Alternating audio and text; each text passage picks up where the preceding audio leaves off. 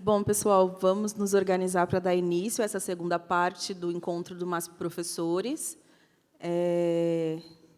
Espero que vocês tenham passado bem esse intervalo. A gente tem agora uma atividade até às 17h, depois o nosso café de encerramento.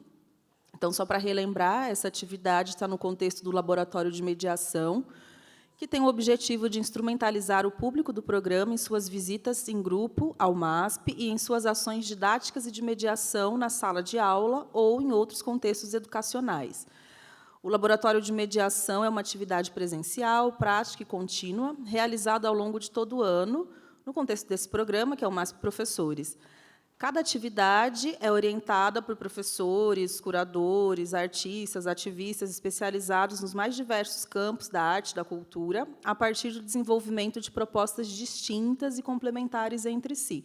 Então, para quem acompanhou, né, ao longo do ano, essa parte, o início, geralmente, é gravado, fica disponível, né, no canal do MASP no YouTube, mas a parte prática em si, né, de andar pelos espaços expositivos, pelo museu, enfim, essa parte mais prática geralmente não é registrada em audiovisual, né, no filme, ali na gravação, apenas em fotografias. Então, para quem participou sabe, né, que cada uma das pessoas especialistas tiveram uma abordagem diferente, um tema, uma discussão, e elas são complementares entre si, até para entender a complexidade também do trabalho, né, que é desenvolvido e das discussões que são suscitadas a partir dos temas de cada encontro.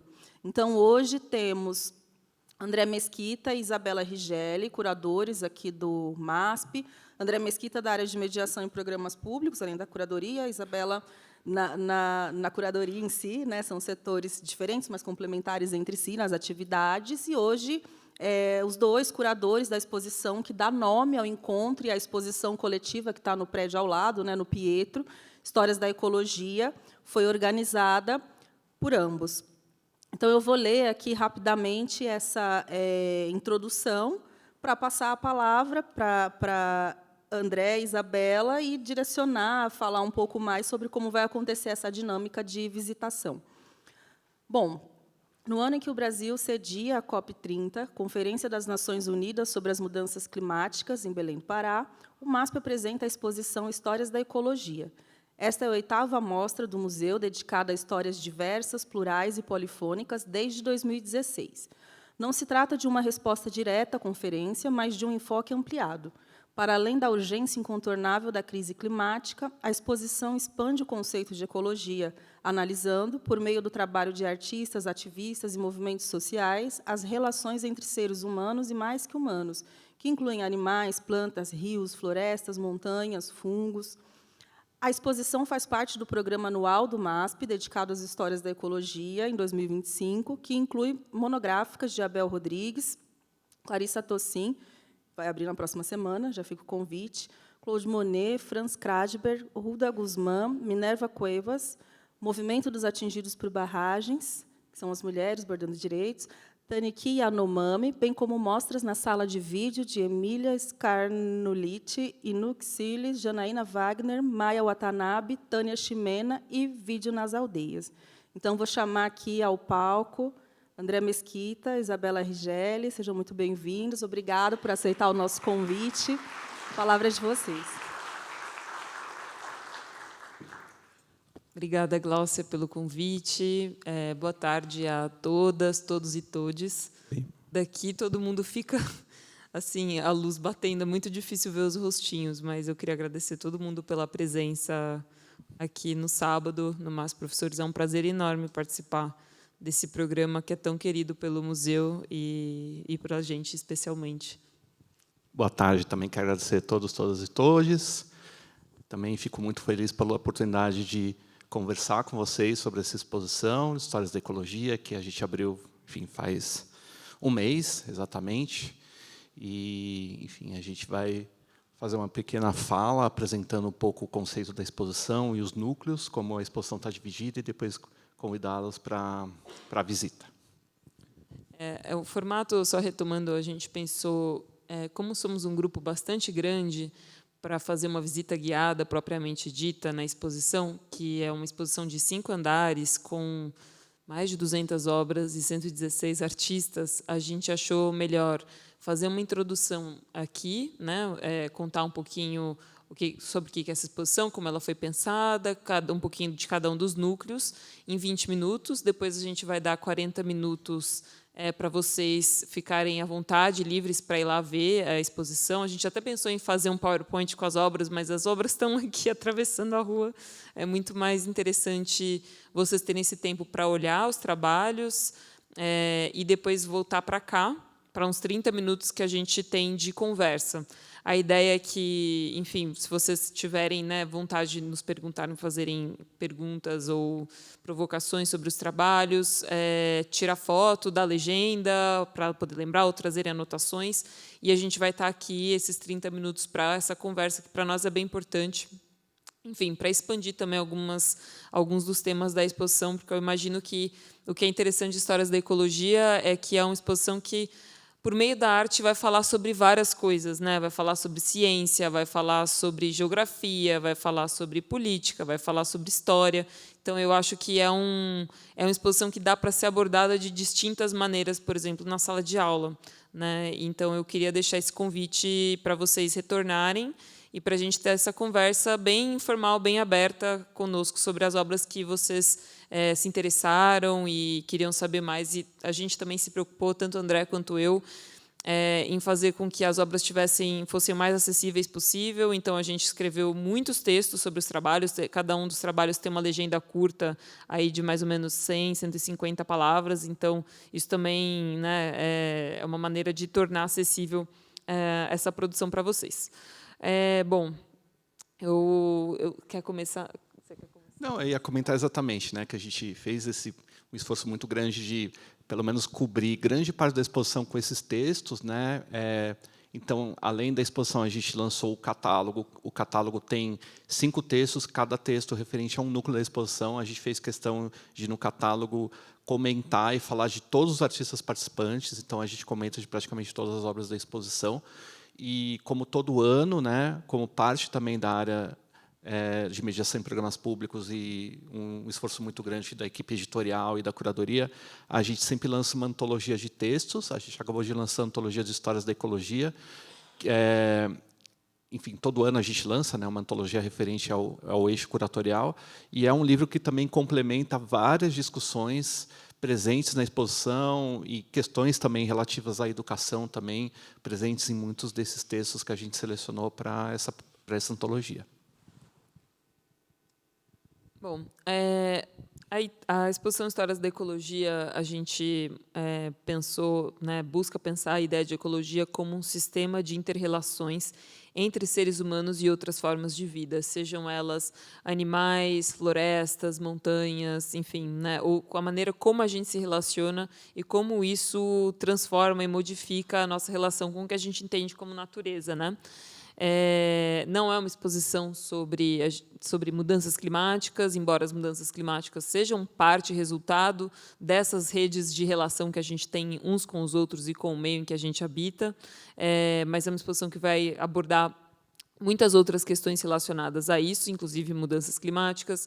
A gente também não usa muito o termo meio ambiente na exposição, né, embora, enfim, é uma concepção que a gente entende, mas nesse projeto, a gente buscou entender o ser humano como parte disso que a gente entende como natureza, e não como algo superior ou, né, ou distante dele. Então, vocês vão ver pouquíssimas às vezes a ideia de uma pintura de paisagem. Muitas vezes as pessoas perguntaram para a gente, vai ter, enfim, vocês vão trazer a questão da paisagem na exposição. A gente pensou, não, porque a paisagem, por exemplo, pressupõe muitas vezes, né, essa janela que separa o ser humano do que ele está vendo, né? Então, o ser humano dá a paisagem da natureza, a natureza como algo distante, a ser controlado, a ser dominado.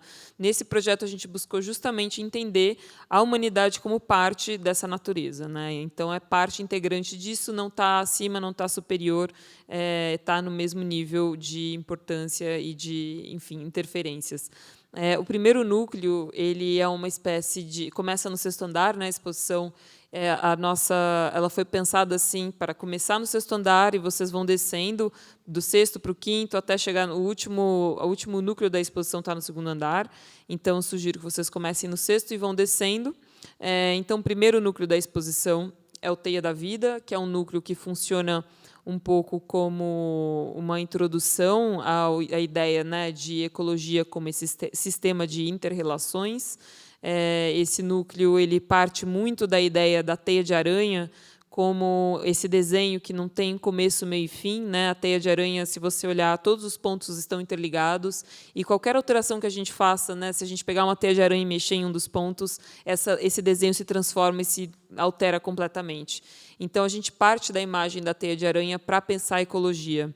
E aí eu recomendo muito que vocês comecem a exposição por esse núcleo e, ao entrar na exposição, virar à direita e começar pela primeira parede, onde vai ter um trabalho da Melissa Code, que é uma artista navarro e que inspirou muito essa ideia, né, da Teia da Vida. É um trabalho que está lá, que vai falar sobre como o povo navarro aprendeu a tecer, que foi pela figura da Mulher-Aranha, que era essa entidade sagrada, né, que desceu dos céus, no topo de uma montanha, e ensinou o povo navarro a tecer. E é um conhecimento ancestral, passado de avó para mãe para filha.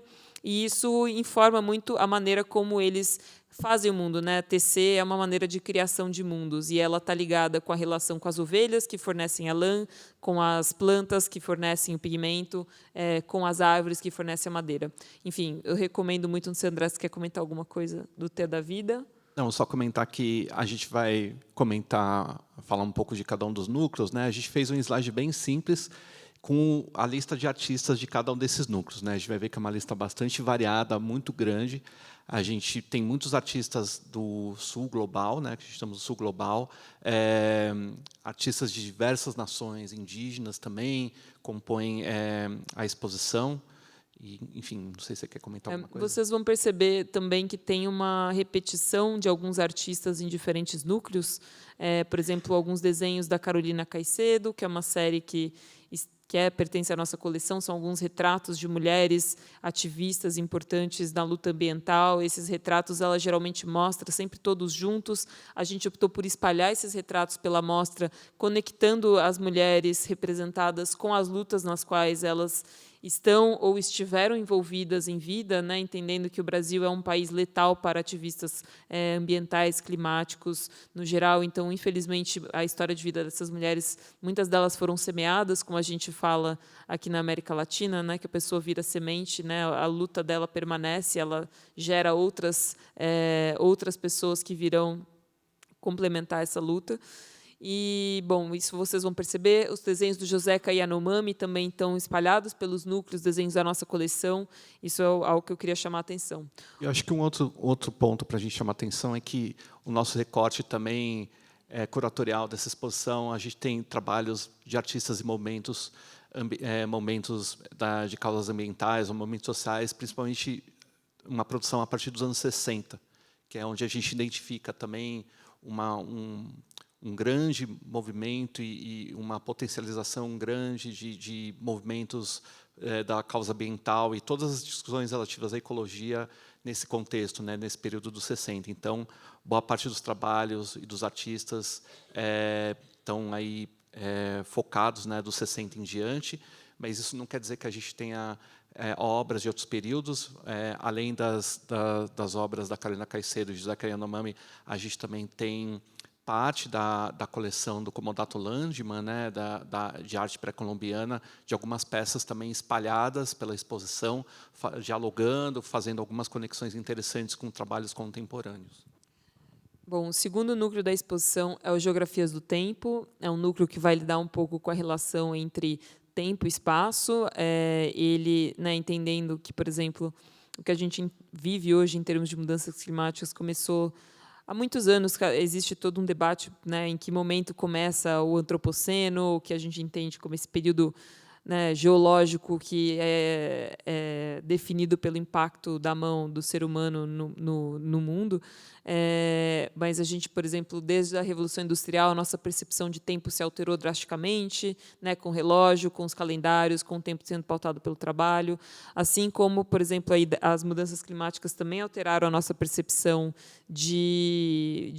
das estações do ano, né? A gente não, né, o verão, o inverno, a primavera são estações hoje muito indefinidas em diversas partes do mundo, que têm impactos econômicos, que têm, né, impactos na indústria alimentícia e nos preços das coisas e tudo mais. Então, esse é um núcleo que vai abordar um pouquinho diferentes noções de tempo e diferentes noções de espaço, também entendendo, né, acho que uma parte quando vocês entrarem no espaço, tem um dos lados, né, saindo do elevador, o lado direito, eu penso que é um pouco mais sobre tempo, e o lado esquerdo é um pouco mais sobre espaço. E aí, quando eu falo sobre espaço, a gente está falando de verdade da nossa relação com a Terra e com outros planetas, né? Acho que a gente também está num momento em que nunca se falou tanto sobre ida a Marte, por exemplo, por mais que isso não é à toa, né? Existem movimentos e pessoas que entendem que esse mundo não, né, está colapsando e que estão investindo sua energia em ir para outros planetas, para quem pode pagar, no caso. Isso é uma questão que tem a ver com o momento que a gente está vivendo de colapso climático, né? Não é à toa que existam esse tipo de investimento acontecendo, por exemplo. Então, existem ali vários trabalhos que estão na exposição que também vão falar da nossa relação com outros planetas, com astros, com a maneira como a gente percebe a Lua, como isso impactou, enfim, desde o primeiro homem que pisou na Lua até a ideia hoje de a prospecção da Lua como um espaço a ser minerado por mineradoras na Terra. Enfim, tudo isso vai ser abordado no segundo núcleo. O terceiro núcleo, eu vou só caminhar um pouquinho para a gente ter tempo, né, ter tempo de ver a exposição. O terceiro núcleo é o núcleo chamado Vir a Ser. Esse núcleo ele vai falar um pouco da nossa relação com animais, plantas, e inclusive com a nossa própria relação com o que significa ser humano nesse lugar. Então, o que significa, né, os diferentes gêneros, o masculino, o feminino. Enfim, é um núcleo que vai falar um pouco dessas relações não hierárquicas entre esses seres, né? Então, vocês vão ver aí muitos trabalhos. Também recomendo começar pela direita e ler o primeiro trabalho que está nesse núcleo, que inspirou muito também a ideia do Vir a Ser, é o trabalho do Movimento dos Artistas Runicuim, que é um coletivo indígena do povo Runicuim, que é sobre o nascimento da Nishipai, que é a ayahuasca, né? Que a ayahuasca é um conhecimento passado pelos Runicuim por uma figura que era metade mulher e metade serpente, né? Então, a história é um pouco, só contando rapidamente, um homem Runicuim se apaixona por uma mulher num lago, e quando ele entra nesse lago, ele descobre que ela era meio mulher, meio serpente. Então, essa mulher ela leva ele para debaixo d'água, e ele fica com muito medo, e aí ela mostra para ele a folha da perspectiva, que nada mais é que o Nishipai, que é a ayahuasca. Quando ele ingere essa bebida sagrada, ele passa a vê-la apenas como outro ser humano, e não tem mais medo dela. Portanto, e ele fica conhecendo essa fórmula da bebida sagrada, retorna ao seu povo e ensina eles como se faz o Nishipai. E isso vira um conhecimento muito importante para os Runicuim. Então, esse trabalho também inspirou muito a ideia do Vir a Ser, né, dessa transformação, dessa mudança de perspectiva, né, de passar a não ver o outro só como o outro, né, um outro que assusta, mas entender aquele outro como parte da mesma existência que você, ou seja, né, tá no mesmo lugar. Esse é um trabalho que inspirou muito o Vir a Ser, também recomendo um foco nele e caminhar um pouco pela exposição. O próximo núcleo, vou passar para o André. Desculpa, a gente foi um pouco rápido agora, para dar tempo mesmo, é uma exposição bem grande. Territórios, Migrações e Fronteiras já tem esse título mais direto, mas é justamente, né, quais são as consequências da crise climática, né, hoje no mundo contemporâneo, como é que a gente pode medir essas crises, o que está acontecendo e quais são as relações dos deslocamentos, das migrações, né, que a gente está tratando nesse núcleo com a violência colonial, né? Então, uma das consequências aí mais evidentes das crises climáticas e também dos processos de extrativismo, né, de diversos territórios são os êxitos migratórios. mas essas migrações forçadas, né? E quando muitas comunidades, né, povos são obrigados a se deslocar forçosamente por conta de políticas de extrativismo, né? Então, muitos dos trabalhos desse núcleo tratam sobre esse tema do extrativismo e da ideia de fronteira, não só a fronteira física, mas de diversas fronteiras simbólicas, né? Então, a gente tem desde mapas que nos ajudam a cartografar, a mapear, né, os fluxos do capitalismo contemporâneo, desde de como o dinheiro circula no mundo, né, mas também como existem redes de poder, né, nesse sistema, né, de um sistema sem fronteiras, né. Tem uma parte do núcleo também que fala da Covid também, né, de como o vírus também, né, se dissipa, se dissemina também como algo sem fronteiras também, mas também de muitas questões políticas em relação a esses deslocamentos forçados, né. Tem uma parte bastante importante desse núcleo que também de alguns projetos sobre extrativismo e mineração.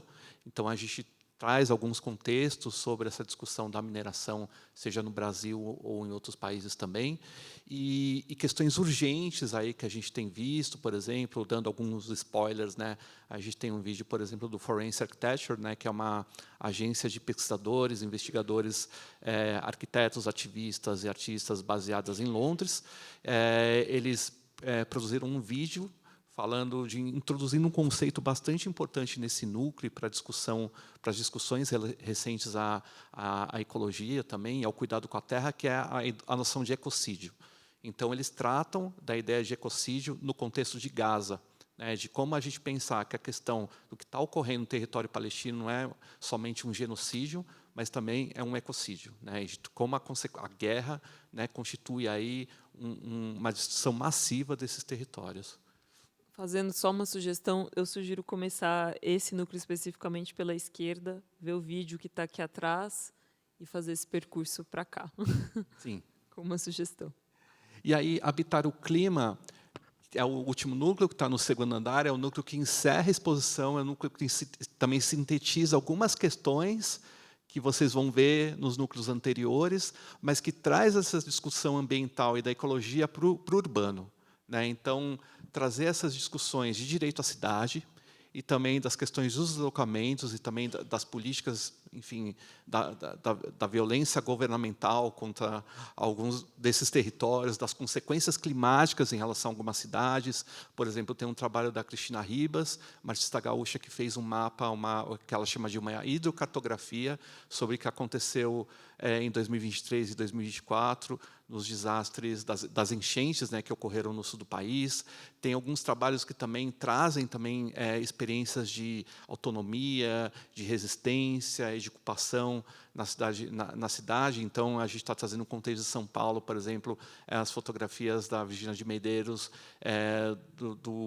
da ocupação 9 de julho, que também a gente trouxe também para esse núcleo, para pensar justamente o tema do direito à cidade e entender que essa relação entre o rural e o urbano também aparece em diversos trabalhos, né? Como que o cuidado com a terra, o direito à terra, a soberania alimentar também são questões muito importantes e presentes em trabalhos que abordam esse contexto urbano. Então, acho que é um pouco isso. Você quer complementar? Sim. Acho que é isso, introduzindo assim bem rapidamente os núcleos.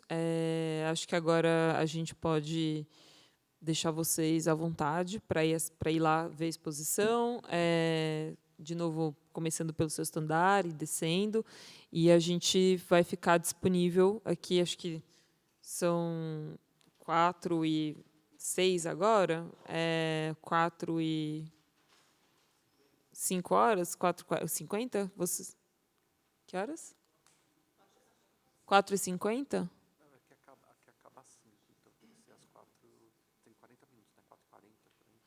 Gente, vai umas 4.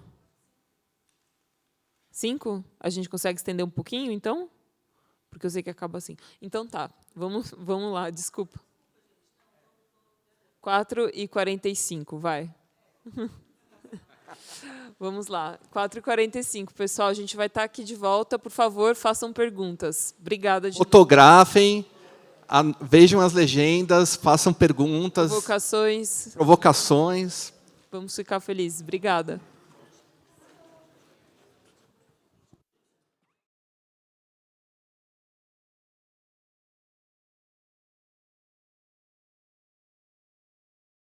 Bom, gente, para não atrasar muito, nós temos um café depois. E também é um momento de conversa bem legal.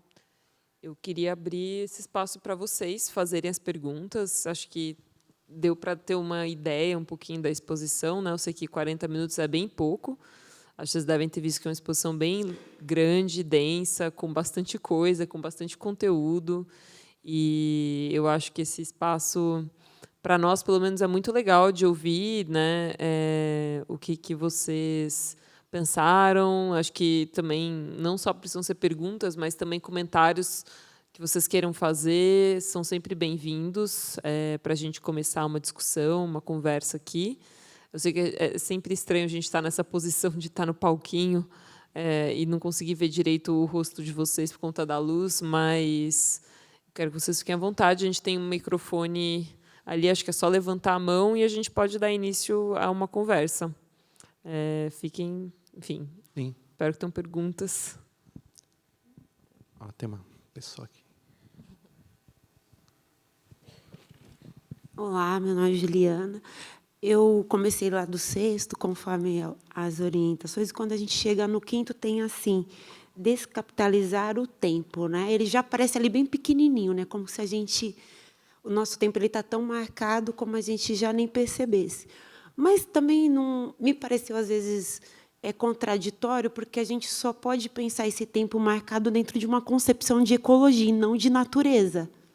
Eu fiquei assim, quando você tem essa relação de entender que a natureza não é só o que está fora, mas tudo, essa ideia de a gente não precisa descapitalizar, mas se eu estiver pensando nessas relações, nesse recorte de ecologia, isso me parece que faz mais sentido. Tem alguma relação na proposta?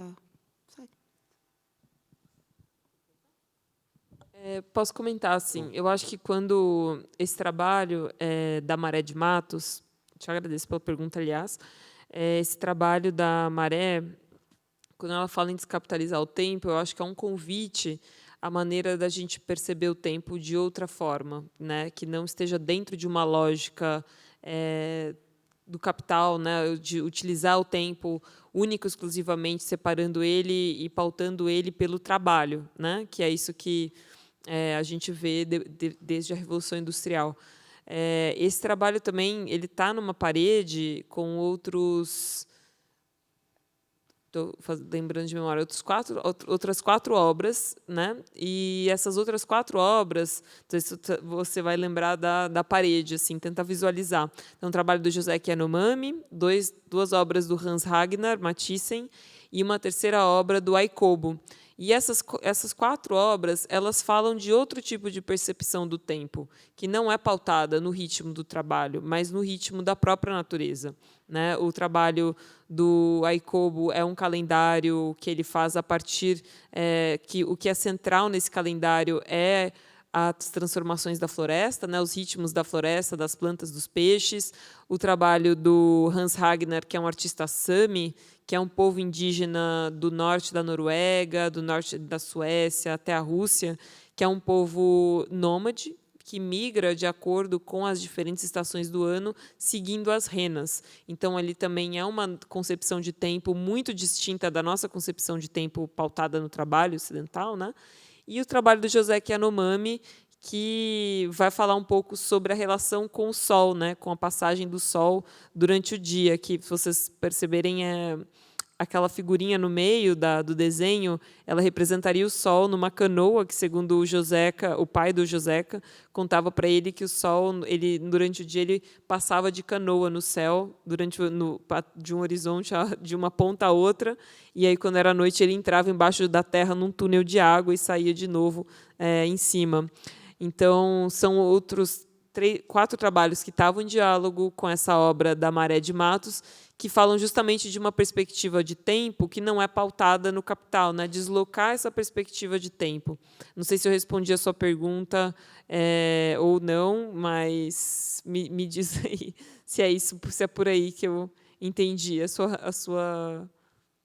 Não sei se o André quer comentar alguma coisa. Não, eu queria comentar, porque você viu que, né, ao lado, tem essa parede, ao lado dela a gente tem um trabalho da Ana Morim, que são 31 folhas né, dessa artista que ela vive em São Paulo e de que, enfim, ela tomou uma decisão conceitual de transformar a arte, a vida dela em arte, né? Então, você não consegue desassociar a vida e a arte da Ana, assim, as coisas estão juntas. Então, o que ela faz todos os dias, já há mais de 30 anos, ela faz um mapa mental do percurso dela, né? Se ela fica em casa, é apenas um quadradinho, né? Como você viu em uma das folhas, ou ela vai ao mercado, ela vai ao parque, ela visita alguém, enfim, ela faz todos esses percursos. E ela conta segundos, né, durante um dia. Então, ela vai contando segundos, cada uma das linhas é um segundo, e aí, de repente, ela registra um número, e esse número é o número de segundos que ela viveu até aquele momento, né? Então, desde que ela nasceu até aquele momento, ela registra o número de segundos, e aí ela faz contando no relógio, né? Então, se ela demorou, vamos supor, 3 segundos para escrever aquele número, ela acelera os outros tracinhos até chegar ao tempo exato, e ela vai contando segundos, né, cada um desses dias. Você pode olhar também esse trabalho como um elogio ao tempo, mas você pode ter uma outra leitura também, esse tempo que nos achata, o tempo da cidade, o tempo capitalista que está nos achatando o tempo todo, o tempo da rotina, o tempo da repetição. Então, eu acho que esse trabalho ele complementa de uma forma interessante essa área da exposição, né? A gente tem os calendários de um tempo não ocidental, uma artista dizendo de um tempo não capitalista, e essa contagem de tempo, um elogio, mas também uma crítica a esse tempo capitalista, né, que a gente vive, da rotina. Só o último comentário, assim, dentro da noção de ecologia, a gente pensa, por exemplo, né, na aceleração que existe do tempo para um aumento da produção. E como que você acelera, né? Você, enfim, muda, por exemplo, num sentido de produção, você acaba alterando o ciclo natural das coisas. Essa alteração de ciclo natural tem um impacto, né? Esse impacto retorna a nós. Então, quando a gente coloca esse trabalho dentro de uma ideia de ecologia, é também falar do impacto que o próprio capitalismo tem dentro da nossa percepção de tempo e da nossa percepção e alteração dos ciclos que existem na própria natureza, dos ciclos que existem na própria vida, né? Então, né, tem alguns autores e autoras que chamam o tempo que a gente vive hoje de capitaloceno e não de antropoceno, né? Entendendo o capital como uma dessas forças que está alterando constantemente a nossa noção de, enfim, né, de tempo de habitar esse lugar. Mas acho que é isso. Vou passar para... Boa tarde, meu nome é Letícia e eu tenho, acho que 2 perguntas, por enquanto. A primeira seria como foi o processo criativo, se a gente puder chamar assim, de desenvolver esses núcleos e como vocês chegaram nesse macro, porque realmente, pelo menos para mim, como estudante de produção cultural, foi muito difícil entender aonde um começa e onde um termina, porque eles se reverenciam, né? Então, era difícil não lembrar de uma obra vendo outra, mesmo que não fosse de outro do mesmo artista. E uma outra coisa, não sei, é uma pergunta assim, eu senti algumas obras muito parecidas com o estilo do Jardim Esbel, né? E eu senti falta dele, principalmente quando próximo de uma obra de Olinda Silvano Inuma, que é toda bordada, né? E o estilo dele me lembrou muito o Jaider, por as cores, o contraste, mas também a sensação de olhar e ter que rever essa obra várias vezes até você conseguir distinguir tudo que está ali. Pavão Azul também teve isso, de uma maneira um pouco mais realista, eu acho, mas também tem a mesma forma de olhar e de atender aquela obra. E a pergunta é essa, por que não Jaider também no meio disso tudo? O Jaider está, assim, na exposição. Ele está assim, ele está no núcleo Teia da Vida. O Jaider é um artista muito importante, o Jaider Esbel. Ele está no núcleo Teia da Vida com um fluxograma que ele desenhou sobre um conceito que ele usava muito no trabalho dele, que é o conceito de chaísmo. Então, sim, ele está na exposição. E outros trabalhos também enfim, assim como o Jaider é um artista indígena muito importante, A gente também quis trazer outros artistas, como a própria Olinda Silvano, que é uma artista Shipibo-Conibo.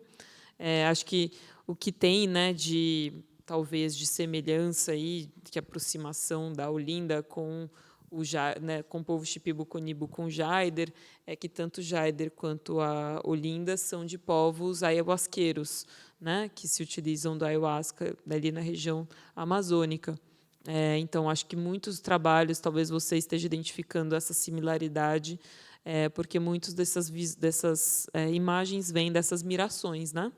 E isso tem muito a ver, né, nesse processo de miração, você vê muitas essas figuras entrelaçadas, que acho que você deve ter percebido também no Michel Zósimo, e isso é uma coisa que informa também a nossa aproximação com a ideia de ecologia nessa exposição, né, que é essa teia da vida, onde todos esses elementos estão conectados e entrelaçados, que é muito diferente de uma visão mais ocidental, da maneira como, enfim, de separar natureza e cultura, né, de entender uma hierarquia entre eles. A nossa ideia é justamente entender que essa cultura vem dessa rede de entrelaçamentos, né? Vou passar. Você quer falar alguma coisa? Não, eu acho que ela perguntou um pouco desse processo curatorial, né? Então, a gente foi... Enfim, acho que cada um de nós trouxe referências de coletivos e de artistas de diversos contextos, diversos países, diversos tipos de produção. A gente tinha, cada um, artistas ou coletivos que a gente já tinha trabalhado, ou que a gente conhecia, que a gente queria trazer para a exposição. Mas aí, quando a gente coloca tudo isso na mesa, assim, a gente tem... O grande trabalho curatorial é tentar amarrar tudo aquilo, né? Nem tudo que a gente gostaria de trazer para a exposição, em torno da exposição, justamente porque a gente foi encontrando um discurso para ela. E acho que essa exposição ela foi muito baseada nessa primeira proposta que a Isabela e eu a gente conversava muito, de pensar como que a gente está conceituando, como que a gente entende a noção de ecologia, né? Justamente dessa inter-relação entre humano e não humano. E, a partir dessa ideia, né, dessa proposta de pensar a inter-relação do humano com o não humano, a gente começou a trabalhar, por exemplo, no primeiro núcleo, que foi Teia da Vida. Esse núcleo foi uma espécie de disparador da exposição, de tentar entender para onde que a gente poderia seguir, né? A gente começou a... Enfim, visitamos outras exposições, lemos outros catálogos, a gente começou a se inteirar do que estava acontecendo também, porque, enfim, muitas exposições sobre o tema da ecologia ou do meio ambiente têm aparecido, né? A própria Bienal também trouxe algumas pautas, né, referentes a esse assunto. Mas aí tem aquele segundo momento que você começa a recortar, né? Então, a concepção de tempo para a gente era importante. Essa relação do humano e não humano era muito importante. Então, por isso que a gente fez o núcleo de Teia da Vida. Eu já estava pesquisando, e Isabela também, a gente estava pesquisando muito esse tema das migrações forçadas. Então, a gente sabia que isso era um tema muito, muito fundamental estar na exposição. Então, foi daí que a gente traz os territórios, migrações e fronteiras. E aí, justamente, como é que a gente vai pensar a ecologia no aspecto urbano? Como é que a gente traz essa discussão para a cidade? Quem está pensando nisso? A gente começou a ver trabalhos desde os anos 60, né, enfim, uma produção muito grande de movimentos, de coletivos, trazendo essa questão, né, desse cuidado com a terra para o urbano. Então, foi daí que a gente trouxe o último núcleo, Habitar o Clima. E, a partir do momento que a gente foi desenhando esses núcleos, a gente foi pensando também em trabalhos. Eu acho que a gente teve um cuidado também muito grande na exposição de propor diálogos entre esses trabalhos, não deixar trabalhos mais soltos, assim. Então, a gente tenta sempre trazer a conexão de um trabalho com o outro, que seja uma obra ao lado da outra, ou uma obra em frente à outra. Então, a gente teve muito cuidado de deixar muito, muito, muito bem amarrado na exposição. Obrigada pela pergunta.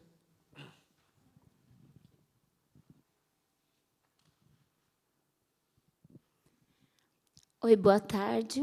Meu nome é Marilda, eu sou professora de Educação Infantil da Rede Municipal de São Paulo.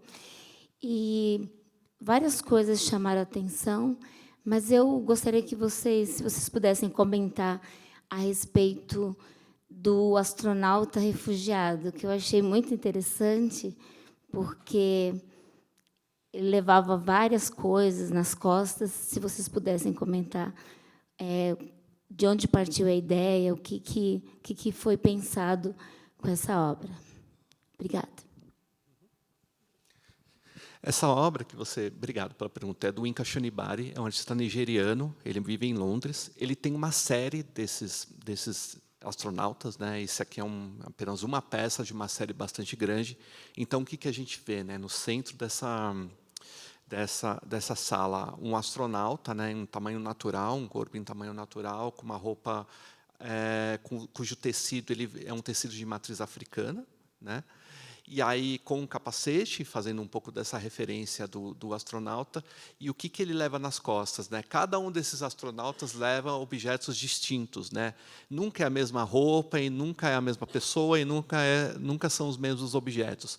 Então, o Yinka Shonibari diz que são objetos que esse astronauta, que essa pessoa consideraria como essencial. Como que a gente pode fazer uma leitura possível, né? Esse astronauta é um refugiado climático, né? Então, como a gente estava discutindo, quais são as consequências da crise climática hoje no planeta, né? Então, uma das consequências, né, que provoca são justamente os deslocamentos migratórios, principalmente os deslocamentos forçados. A gente faz uma leitura de um refugiado climático, que é um nômade, um refugiado, né?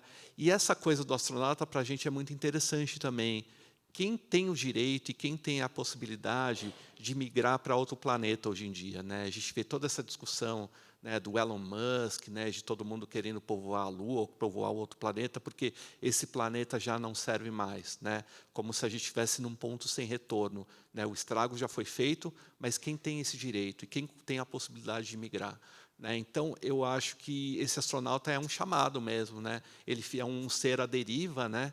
E ele traz também essa potencialidade de poder se deslocar, de poder fazer a gente refletir sobre esse deslocamento no mundo que a gente vive. E eu gosto muito dessa parte da exposição, porque ela também traz questões muito atuais sobre fronteira, né? Então, você vê na parte de trás, a gente tem um pôster da Melanie Cervantes, que é uma artista ticana, né? Ela vive nos Estados Unidos e ela está justamente fazendo um cartaz. Ela desenha um cartaz que tem uma mulher, uma mãe segurando a filha, e ela está jogando a polícia migratória do ICE, né, no lixo, né? Então, assim, as políticas migratórias, né, que ela está discutindo já basta, né? Então, que tipo de política racista é essa que não permite, né, que os migrantes que vivem nos Estados Unidos tenham a possibilidade de deslocamento ou de viver naquele país, né?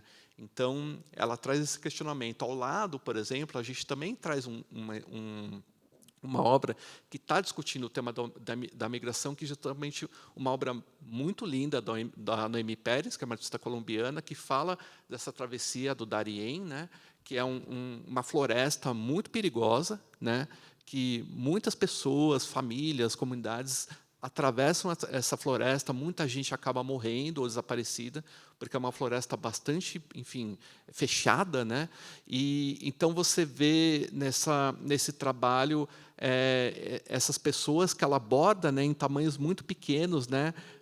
Caminhando nessas folhas gigantescas, né? Ao mesmo tempo que a floresta é um lugar de proteção, é um lugar que, né, ela te preenche, né, por inteiro aquele espaço, né? Então, enfim, eu gosto muito dessa parte da exposição, porque ela está discutindo justamente essa questão da migração. Quem são as pessoas que migram?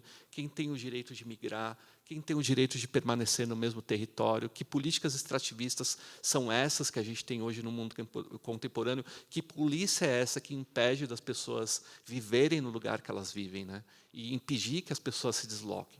Então, enfim, acho que é uma parte bastante real, atual da exposição.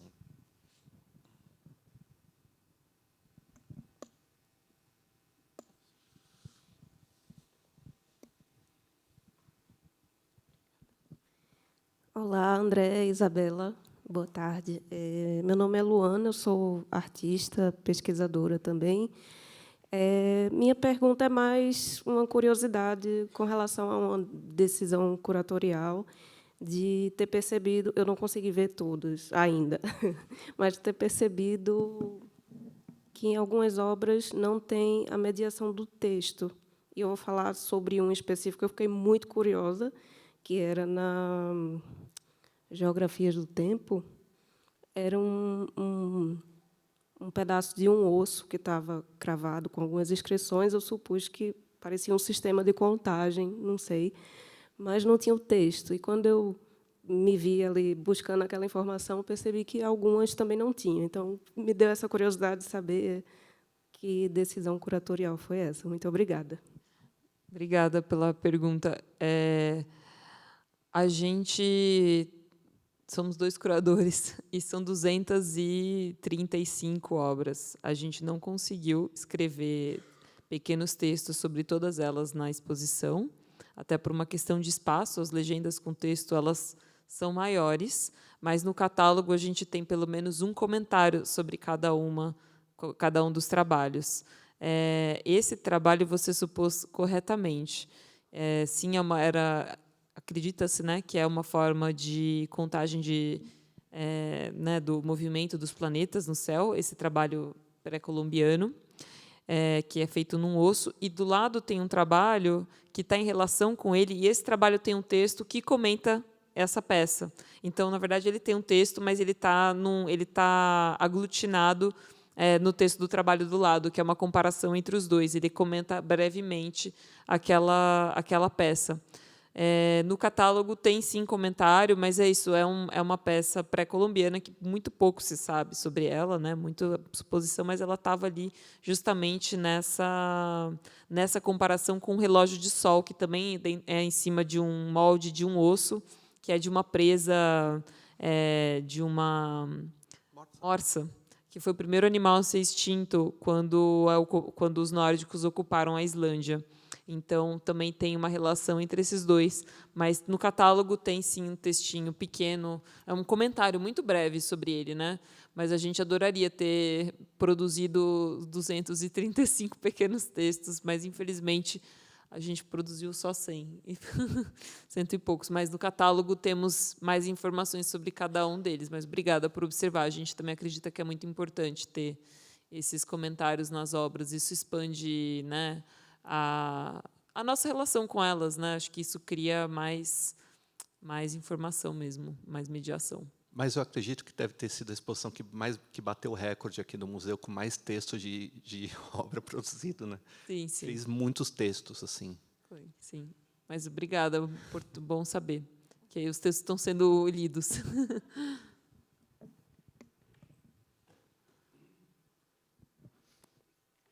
Boa tarde, meu nome é Marcos, eu vou sentar porque eu estou com vergonha. Sem problema. Boa tarde. Sou o professor Marcos e eu queria agradecer o MASP da maneira que vocês abraçaram nossos professores com dignidade e respeito. Faz tempo que nós estamos precisando disso. E, com certeza, nós vamos estar saindo daqui com uma mola propulsora carregada de conhecimento e informações. E que vocês continuem. Como um semeador que não está mais entre nós, mas Chico Mendes abraçava as árvores, e, com isso, ele trouxe a palavra ecologia para o mundo, que vocês continuem abraçando os professores como ele abraçava as árvores. É só isso, e agradeço o dia de hoje.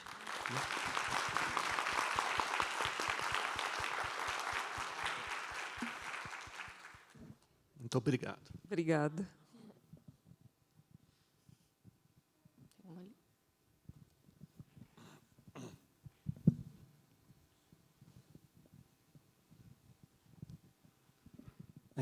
Boa tarde, muito obrigado pelo evento. A minha pergunta era sobre, enfim, no Teia dos Povos, né, Teia da Vida, primeira parte da exposição, me chamou a atenção a obra da Marcela, né, sobre a Margarida, e bem ao lado tem também uma série de cartazes, né, de exposições anuais do MST, né. Como é que é, assim, para a equipe curatorial, pensando nessa perspectiva mesmo de Teia da Vida? Geralmente, a palavra ecologia tem a ver com uma questão territorializada, né? O oikos ali, a casa. E o território aqui onde está a exposição é um território que, como você mesmo criou essa metáfora da teia da aranha, se a gente puxa um fio aqui na Paulista, a gente afeta justamente os territórios das Margaridas, dos MSTs, enfim. Como é que é essa tensão política, às vezes, assim, de ter um discurso da ecologia política na curadoria e, muitas vezes, o público, e, assim, às vezes, né, enfim, a estrutura do mercado artístico, às vezes, enfim, ou algum público, algum patrocinador, algum financiador, tem uma perspectiva muito mais conservadora. Como é que é isso, assim, para a curadoria? Eu fiquei curioso, assim, porque eu achei a exposição incrível. Fiz questão de comprar o catálogo porque gostei dos textos, gostei da montagem, e isso assim me chama muito a atenção, porque eu gosto dessa radicalidade da exposição, ao mesmo tempo que eu fico pensando que tem uma tensão ali por trás, não por parte de vocês, mas por parte de toda uma estrutura que envolve.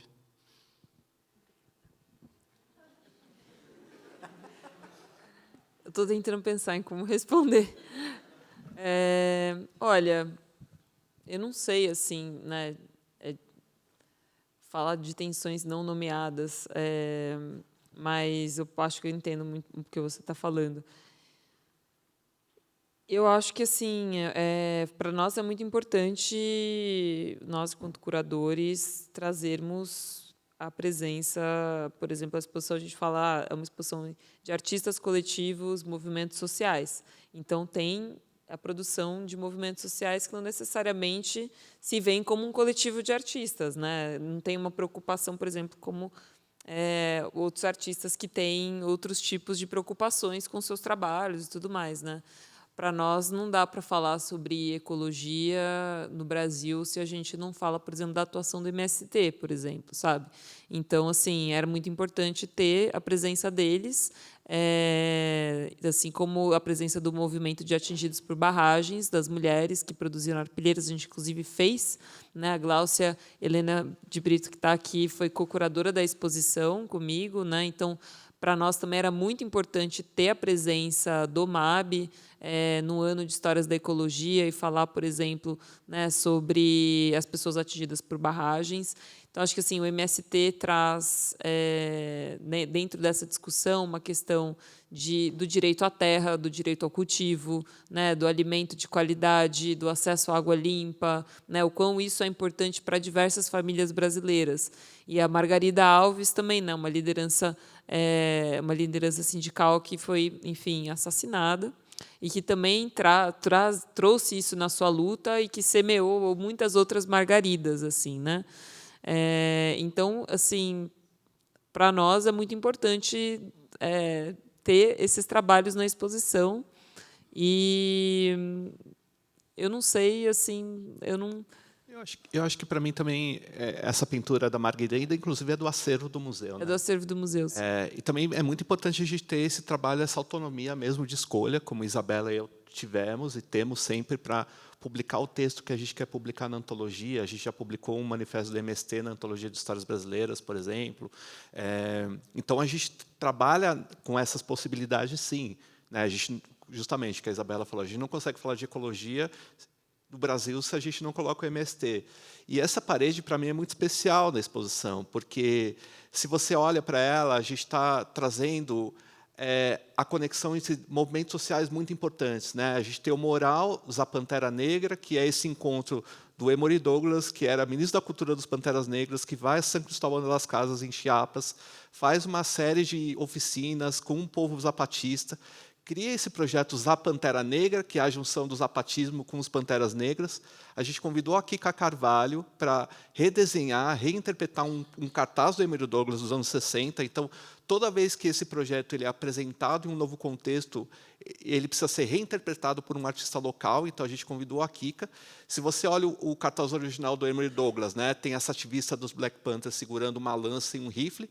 Ela está com uma enxada, né, e com uma pá, e ela está com a vestimenta muito característica nossa, inclusive, do povo, né, que trabalha na terra, o lenço de chita, a camiseta branca com uma camiseta comprida por baixo, por conta do trabalho debaixo do sol. Esse trabalho está junto com a Renee Templeton, que é uma ilustradora, ativista estadunidense, que passou muito tempo no México, no Panamá, desenhando as lutas sociais do direito à terra, principalmente de povos indígenas, junto com os cartazes do MST, junto com o trabalho da pintura da Margarida. Então, essa parede é muito especial para nós, né? Porque a gente está vendo situações, movimentos, diversos contextos conectados, assim. Então, é isso que a gente estava buscando justamente em relação a essa teia. Como a gente pode conectar diferentes movimentos, mas que a luta por terra é a mesma luta, né?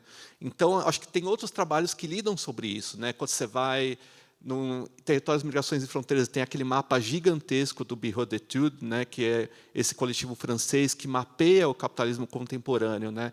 Então, você tem, desde o contexto da Covid, a relação dos bancos e as das empresas com a indústria militar, né, quem está colonizando a Lua. Então, enfim, também um trabalho que traz essas conexões, né?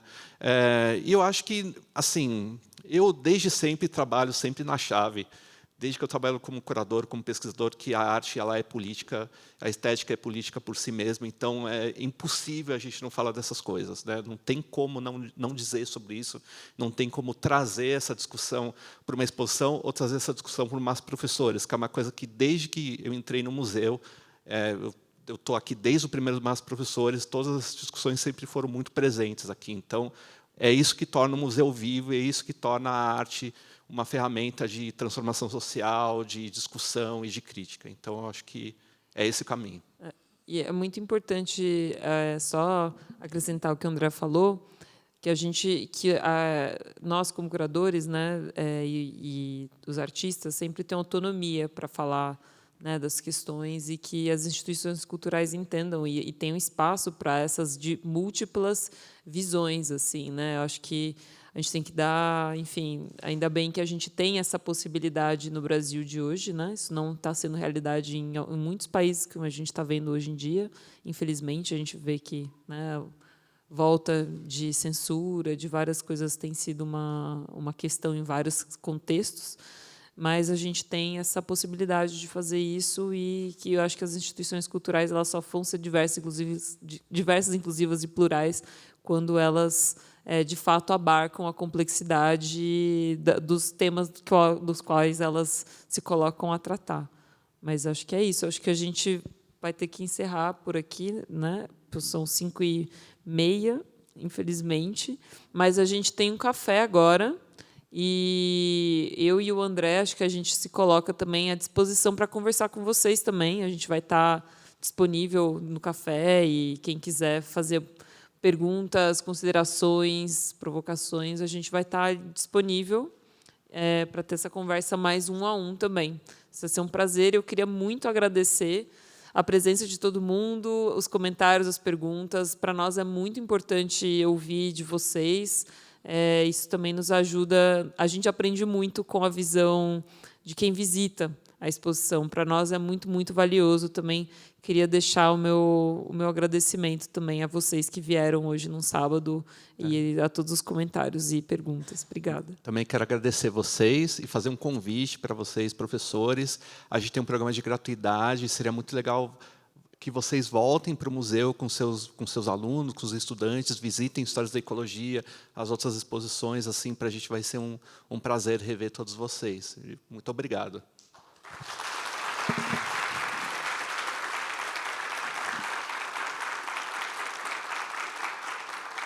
Alô.